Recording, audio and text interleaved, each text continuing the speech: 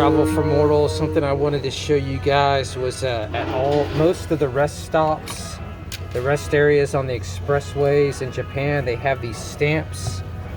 Every stop has got its own unique stamp, and it's kind of fun to collect them. A lot of train stations also have stamps, so I try to make a point of collecting the train station and expressway stamps. Another train station stamp. This one's Iwakuni train station. This stamp is actually one of the nicer ones.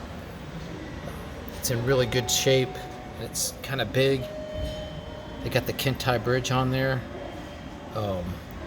This is something I always keep an eye out for when I'm traveling around Japan, is train station stamps, rest area stamps. Really nice to add to your collection. Travel for mortals. This is another highway rest stop stamp. This one's pretty cool. It's a samurai kind of guy. This is on our way back from Nikko.